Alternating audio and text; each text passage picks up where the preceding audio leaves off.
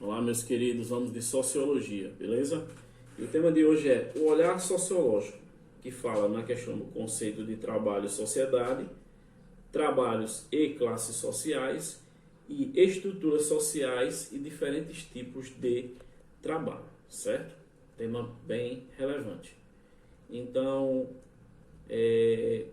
quando olhamos voltamos ao nosso olhar para o processo de desnaturalização ou estranhamento da realidade no campo do trabalho, né, tema que a gente já viu, percebemos que o estranhamento tem a ver com observar a realidade e compreender que o nosso olhar nunca é neutro. O ser humano não olha simplesmente toda vez que observa algo. O faz a partir de uma perspectiva, de um ponto de vista, seja ele positivo ou seja ele negativo, certo? Um pouco, no entanto, quando direcionamos esse olhar para compreender o trabalho em diferentes contextos, é importante citar o exemplo da antiguidade primeiramente. Então, quando se fala em antiguidade, o foco é naquilo que chamamos de labor, trabalho e ação. Mas por que isso? Porque os gregos, eles distinguiam a atividade braçal de quem cultivava a terra, né? A atividade manual do artesão e a atividade do cidadão que discute a procura das soluções, né? Para os problemas da cidade. E mais, de acordo com a filosofia alemã, os gregos eles classificaram as atividades humanas em três categorias. Era o labor, o trabalho e a ação. O labor era o esforço físico voltado para a sobrevivência do corpo, sendo, portanto, uma atividade passiva e submissa ao ritmo da natureza.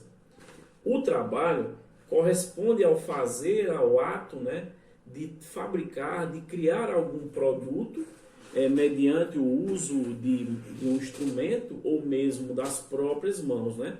E por último, a ação, que é a atividade que tem a palavra como principal instrumento, o seu esforço, e o da política, que é da vida pública, certo? Que seria os fatores de ação. Mas, veja só, isso é muito interessante, né, gente? Que na sociedade moderna, o que é que tem a acrescentar? Tem por quê? Porque a sociedade moderna fica conhecido como a sociedade do trabalho, ou seja, que se instituiu, né, e se organizou pelo trabalho. Por quê?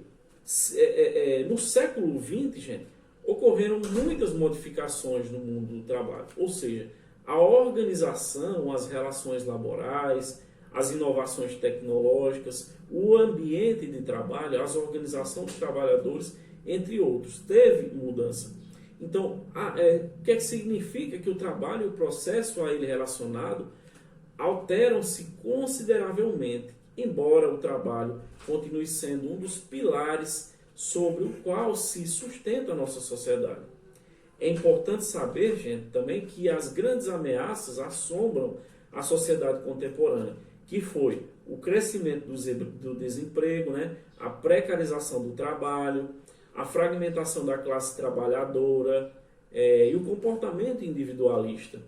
E esses fatores que deixam parte da população mundial sem perspectiva da inclusão social. Com relação à precarização do trabalho, é a instabilidade nas organizações gerais de trabalho, as mudanças na atividade laboral, como o ritmo intensificado, o aumento da jornada diária, a situação física, né, e psicológica extenuantes para o trabalhador. E aí o que é que promove a inclusão social nisso aí que eu falei? É ter acesso a determinadas instituições com o sistema educacional. O cuidado, né, com a saúde, o lazer, a segurança, ou seja, os direitos sociais básicos. Pois bem, no modelo atual da divisão internacional do trabalho, as empresas transnacionais em geral, sediadas em países de economia bem desenvolvida, né, elas optam para estabelecer filiais de suas indústrias, né, por aí.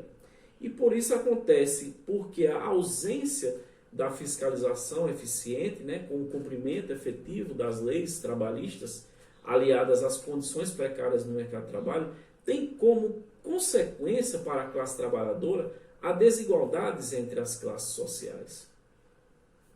O que seria o Fordismo? O Fordismo, né?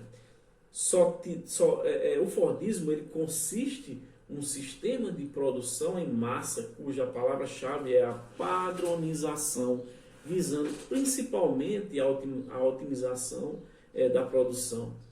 Esse sistema foi empregado, né, por um industrial chamado Henry Ford, que criou uma linha de montagem nas quais os operários ficavam parados enquanto as peças se movimentavam, né, em esteiras rolantes e outras, onde cada trabalhador executava apenas uma etapa do processo do trabalho. No século XX, o Fordismo ele se consolidou como um sistema de produção no contexto da crise de 1929 e a Grande Depressão dos anos de 1930. O governo americano ele passou a adotar essas práticas keynesianas, como era chamado. O que foram essas práticas keynesianas?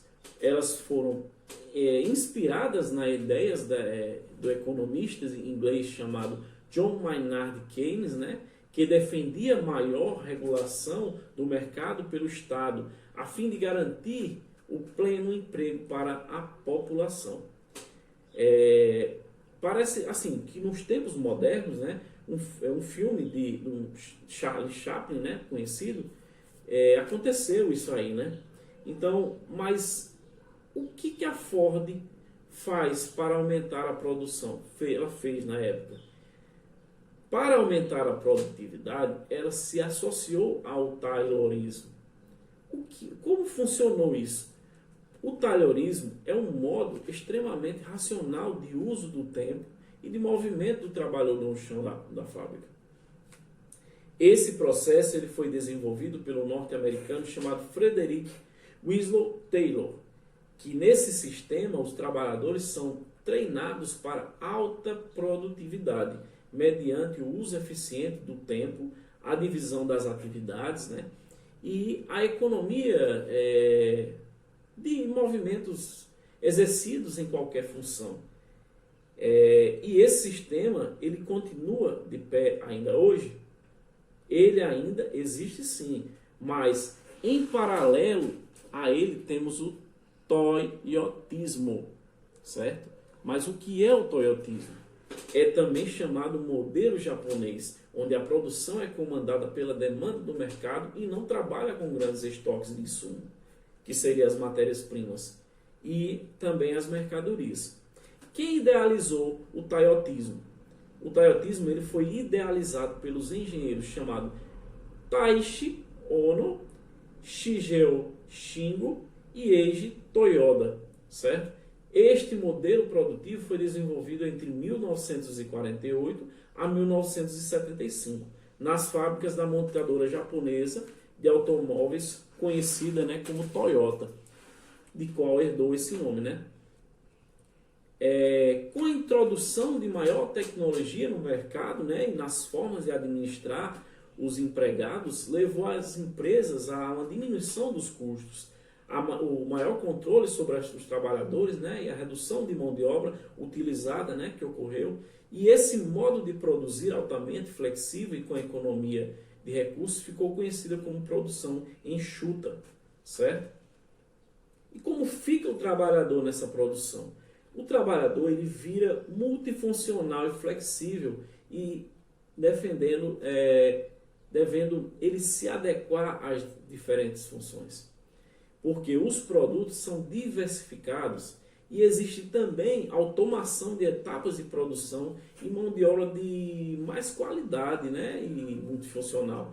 Na produção há um controle visual, uma supervisão de todas as etapas, buscando principalmente a qualidade do produto final. Para finalizar, gente, vamos falar sobre a reestruturação produtiva, que foi aquela que se baseia na inovação de equipamentos, na flexibilidade do tempo e da mão de obra, na redução do custo, né? E no controle de qualidade. Quando falo em flexível, significa realizar diferentes tarefas e fabricar diversas mercadorias na mesma linha de produção.